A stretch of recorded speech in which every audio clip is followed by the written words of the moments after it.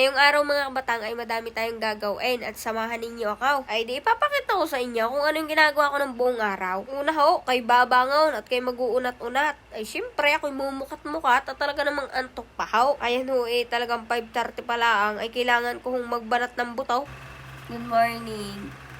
Samahan niyo ako sa A Day in My Life. Good morning. Samahan niyo ako sa A Day in My Life. Tara. Samahan niyo. Naantok pa ako. Literal naman ho, nari ang ginagawa pagka umaga. Ay di ayan ho, tinutupi ko na ho yung kumot. Dahil yung dalawang batang iyay mamaya pang 8:00 ang gising. Ay wako ho, sa mga bata ngayon, tanghali na magising. Good morning. Medyo di maganda yung panahon ngayon. Ayan. Makulimlim at mukhang ulan. Pero, ayan. Mag-checking tayo. Ay, di areho. Mag-suho muna tayo. At baka ho tayo mag-jogging. Hindi pa tayo nakaka-toothbrush. Tapos may kakausap sa akin. Ay, hindi makakahinga ng ayaw. Alam niyo kung bakit gusto kong gumising ng maaga. At kung bakit hindi na ako bumabalik sa higaan ko pagka ako inaantok pa. Ito kasi yung makakaligtaan mo pagka natulog ka pa. Pagising mo, tanghali na, hindi na sariwa yung hangin. Mainit na yung panahon. Pag maganitong oras, mas masarap mag-jogging at mag-isip. Lagi kitang inaalala ka, honey, my love, so sweet. Sinabi ng DMW na magsasagawa pa rin ng search operation para umaasa at patuloy na nakipag-ugnayan sa pamilya ng naturang si Ferrer.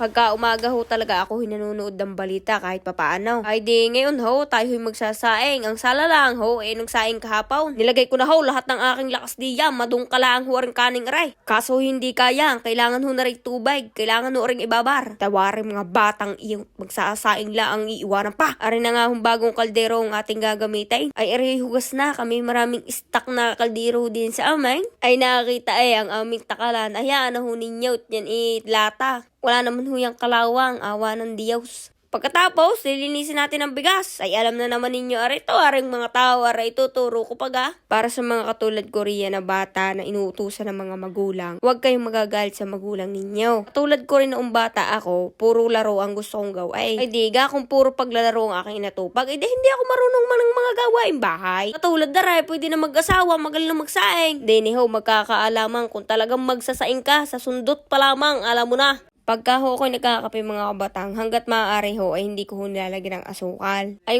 hindi ho ako mahilig sa matamais Lahat na ata ho ng pagkain na makikita ko pag napunta ng SM ay tunay na matatamais. Kaya ho ngayon nagbabawas ho tayo ng asukal. Ay mga kabatang, ito pala yung buho ko. Sa mga nagtatanong, ayan po, kulit po talaga yung buho ko. At ngayon mga kabatang, magpapakain po muna tayo ng aso habang wala po si Paring Dayo. Ito talaga mga kabatang, yung dog food na talagang trusted ako at pinapakain ko sa aking mga aso. Titingnan natin kung alin yung kakainin ng ating aso. Ito ay Brand X at ito naman yung Yum Yum. Ito, may dalawa tayong dog food dito. Ito yung Brand X at ito yung Yum Yum.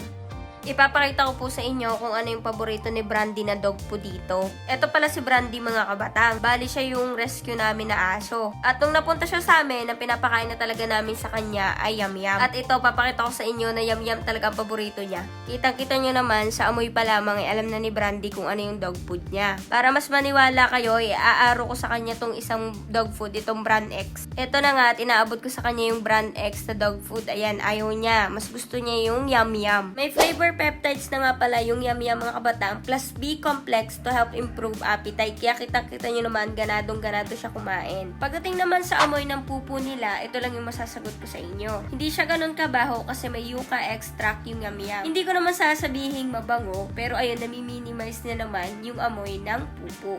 At kung tatanungin ninyo kung may pinapainom pa ba akong vitamins para gumanda yung coat niya, ay wala po. Kasama na din po yan sa Yum Yum. Meron po yung omega-6 to help boost immune system and promote healthy skin and coat. Wala hong halong pagyayabang, ay nakikita nyo naman ho kung anong itsura ng aming hong husky. Digay ka, puge. Para po sa mga nagtatanong, ito po yung feeding guide natin. Sakto ho na pagkatapos ko magpakain ng aso, ay dating naman ho ng aking tatay. Maligalig nga ho at sabi kami tanghali na. Dahil wala naman ho masyadong ginagawa sa a day in my life ko, ay sabi ko ho, ako muna ang gagawa ng kanyang mga gawain. Nang maganda-ganda naman ho ang aking video. Papatoka ho tayo ng mga manok, yun ho ang una nating gagawin. Garne pala ho ang aking pinalit na damit dahil ho mamaya ipupunta ho tayo sa gubat. Sabi ko naman ho sa inyo, lahat ho ng gawain na pwede hong gawin ng lalaki ay kaya kong gawin. Kung kayo ho ay masipag, wala hong panlalaki at pambabaeng gawain. Kung ano ho ang inyong kayang gawin at kaya ho ng inyong katawan, ay di gawin ho ninyo. Malagyan po niya ng laman. Oh. Napakabait pong bata niya kahit yan ay maligalig. Sunurin kahit yung pungin. Yan po. Oh. Talaga pong ikay. Walang, hindi sasabihin yung hindi inintindi ang manok. Talaga pong magaling mag-intindi ay. Sabihin niya yan. Oh. Tawa si Parendeo pag inaalagaan ko ang kanyang manok at hindi ko kinakatay. Kita naman nga ho ninyo, ako nagpapatok at nagpapainom ho ng tubig. Maikwento ko lang ho sa inyo o ring aking nanay. Arehong aking nanay, ay di may basahan. Ay ayaw na ayaw ho ang kanyang basahan ay iitim. Kita naman ho ninyo, yan ho'y gutay-gutay na, mantsahin na, pero yun ho'y malinis. Areho ang tatay, agang-aga, may kabidya ko lang, bababae na naman. Mambababae, hindi naman ho marunong mambabae. Manliligaw, kakalpot-kalpot naman dumalay. Puntahan daw siya'y diligan, ano ka, halaman? Hindi man lang puntahan at diligin man lang. Kinuha ko na nga ho ang suset. Ako yung naalibarbaran sa mga padal ni Parendeo. Sabi ko, ako na magdadrive at ikaw naman kung ano-ano sinasabi riyan. Paano kong gagawin? Ayaw ko pag-drive eh. Di siya nadalay. Yung lang kong gagawin para makalis agad. Ako ay kasama ko si Ining, Batang. Kami po yung mangungumpay ng kambing. Oh. Po kami ng kalangkin. Sa mga pagkakataong nga itong mga kabatang, naisip ko na nakakapagod pala ang trabaho ni Parendeo. Kaya nga sabi ko, ako na mangungumpay. At di kayo mabos-bosan ng trabaho. Marunong din namang dumaplas ng kalansing. Bay, hindi. Pagkatapos kong kunin yan, huy sasalansalan ho ninyo ng ayaw at yan huy tatalian mamaya. Kalansing ho ang tawag din sa amin, yun humbot ho na yan data, lagi kong kinakain. Ay wow, ang tawag ata sa iba iipil-ipil. Nakita ko nga ho may bunga yung duhat, kaya ako'y nanungkit muna din eh. Ay di si Parendeo na ho ang totoong ngayong nangumpay. Ang tawag ho sa akin ng tatay, kilingas ko gun sa una ka lang magaling. Sabi ko, anong gagawin? Nakita ko na re. Kasi ikaw ang pakuhanin ko. Ay di yun na nga ho nangyari. Ang tatay na nga ho ang dumali at talagang hindi ko naman daho about.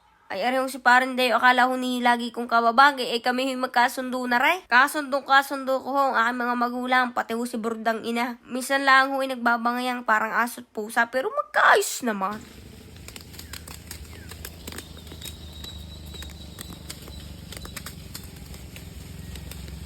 Pagkatapos nga humagog ng tatay, di areho ko ng lilimaw. Salamat ho pala sa may-ari ng lupa at puno. Areho ang bata, nakakalamo na. Kung gusto po ninyong mawili si Batang na sumama, yan, pangunguha po ninyo na yung mga ganyan. Oh. Paborito po niya yan sa pagkabata. Oh.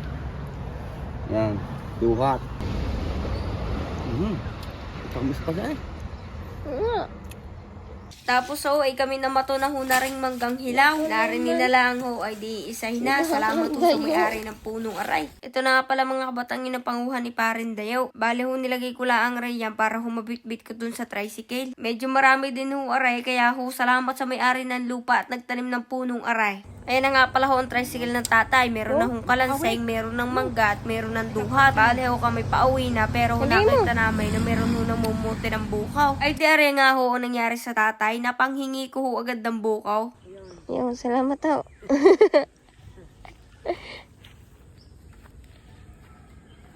Meron kaming mangga, meron kaming buko. Kalanseng. Pauwi na nga kami mga kabatang at nakita ko rin puto ko tsintang aray. Ay wako gahaw, yan ay gustong gusto ko yan. Sabi ko, kuya, damihan nyo naman ng bukaw. At padami-dami na rin ng yema. Yung. Talagang yan hinahanap-hanap ko pagka may naglalako din sa amay. Magpapaalam na ho ako mga kabatang hanggang sa susunod ho na vlog. Please like and share mga kabatang at kung nagustuhan nyo yung gantong content, mag-comment lang kayo.